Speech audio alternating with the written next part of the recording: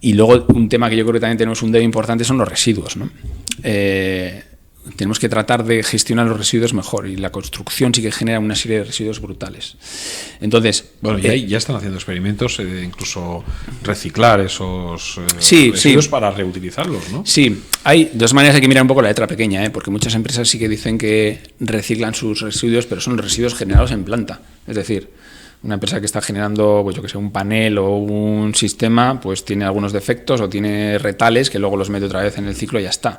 Lo difícil es recuperar ese material post-consumo, que se suele decir, ¿no? Es decir, y cómo hacemos que ese material se pueda disgregar o podamos reciclarlo. Entonces ahí me gustaría, mira, hay 3 principios o secuenciales que yo los considero muy importantes. Una es la durabilidad.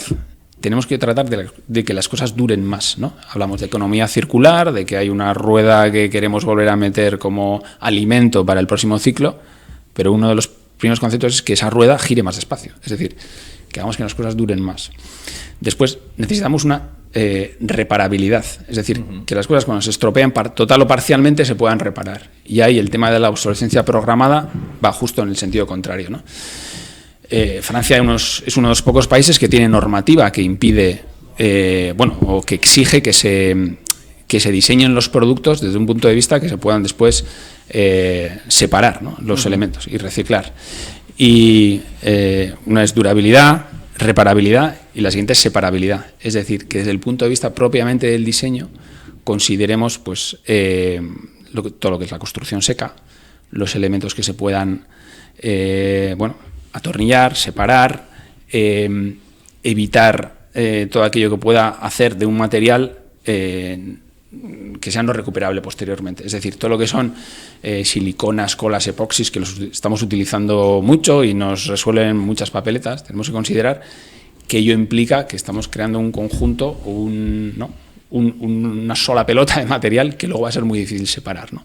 Entonces yo creo que tenemos que pensar también, utilizar cada cosa en su justa medida, ¿no?, para después diseñar elementos, sistemas y edificios que se puedan reciclar y cuyos componentes se puedan separar fácilmente, ¿no? Yo creo que eso está entrando poco a poco en las ayudas Next, que alguna vez hemos hablado en algún otro episodio. Sí que es verdad que, de manera muy light, te pide un poco desarrollar una norma UNE sobre un poco, esa capacidad, ¿no?, de luego poder separar los materiales, que en algunos casos es complicado. Claro, si una baldosa la pegas, pues hombre, y luego quitarle el mortero es complicado. Entonces hay que hacer, pues de cara a las ayudas Next, por ejemplo, hay que hacer como un análisis.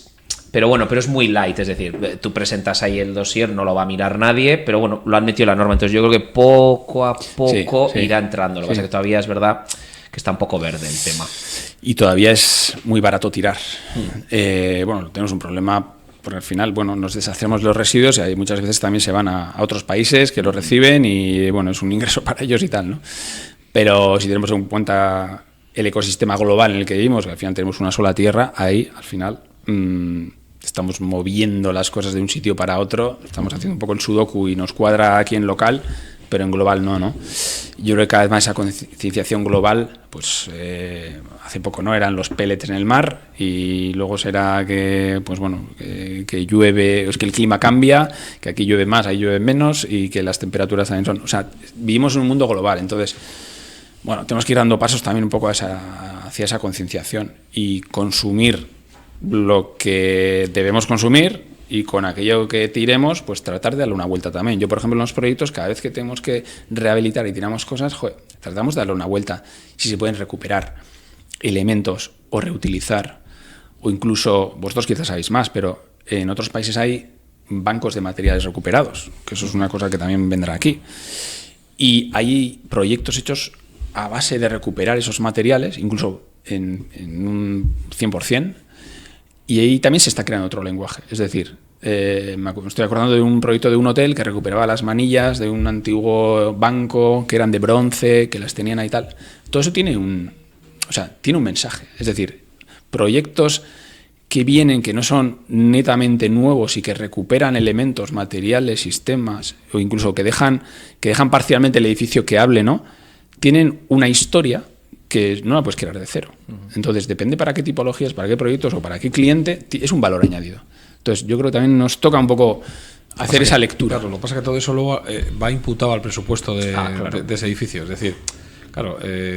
Sí, pero a ti te da igual comprar una matilla o comprar, claro, comprarla recuperada o nueva, ¿no? Pero si es de buena calidad. Es más fácil tirar los escombros, es muy barato tirar eso los escombros. Eso es. Claro, será más barato tirar esos escombros que coger esos escombros, utilizarlos para otra cosa.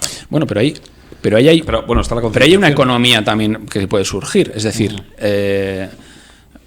hay empresas, no voy a decir puede haber, sino sé que hay, pues en Holanda, en Bélgica, en Francia, empresas que recuperan materiales, los clasifican, los etiquetan, y hay unos almacenes donde tú puedes ir y comprar puertas, pues que igual son de hace 100 años, pero bueno, son puertas robustas, y tú con esa pieza, digamos, estás diseñando pues tu chabola que la vas a poner en el monte, o quiero decir, o tu edificio de vacaciones, o estás diseñando un hotel con encanto, o una casa rural, ¿no? Uh-huh.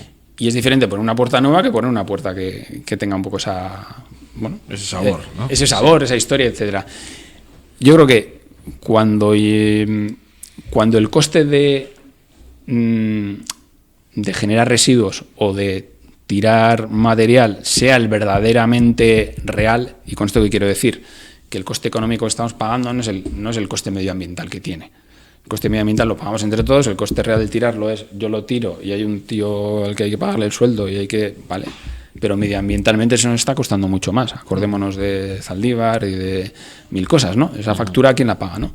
Entonces, eso es porque el sistema necesita ahí una evolución. Entonces, cuando consigamos que eso entre dentro de la rueda y que sea ventajoso, pues utilizar o reutilizar esos componentes en vez de vender simplemente elementos nuevos, pues yo creo que estamos dando un pasito más, ¿no? Yo creo que aquí tenemos menos cultura.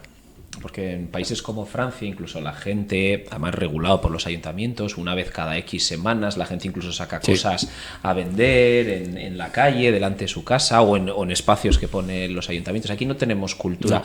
Al hilo de lo que decías de las puertas, hay una empresa chulísima que recopilan puertas contra ventanas de toda Europa, además las tienen clasificadas un poco por países, y vas viendo un poco los estilos, entonces tú la eliges y ellos te la puedes llevar tal cual está, o incluso ellos te la pueden tratar, porque claro, tienen desde pequeñas contraventanas hasta puertas de más de 5 metros de altura de iglesias antiguas, pero claro, es curioso, está en Aranda de Duero, pero son franceses. Curiosamente, es una familia francesa que se fue allí, y entonces claro, es una maravilla, te das una vuelta por allí y es un paraíso, porque claro, ves unas puertas, pues además vas viendo un poco los estilos, ¿no? Más españoles, más franceses, más alemanes, más italianos, entonces es una gozada, pero eso, no tenemos esa cultura, y esto casualidad, pues porque es una familia francesa que se ha afincado allí. Es que es súper importante, lo de la cultura es súper importante. Yo al final acabo siempre ahí, es decir, la cultura que requiere que desde pequeños o lo vivamos, lo veamos o leamos, es decir, por eso hay que viajar, hay que ver. Y yo siempre digo que para innovar tenemos la cierta ventaja porque como no somos de los países más avanzados, si das una vuelta por el norte de Europa, ves cosas que están ya en el futuro para lo que es aquí, ¿no? O sea, que muchas veces traer cosas aquí ya es un punto muy importante que te diferencia, ¿no? Lo verdaderamente, no sé, para mí valioso es tener ese guión, es decir, hacia dónde vamos, ¿no? La gente y las culturas que pueden incluso ser tractoras, ¿no? Desde el punto de vista de los valores.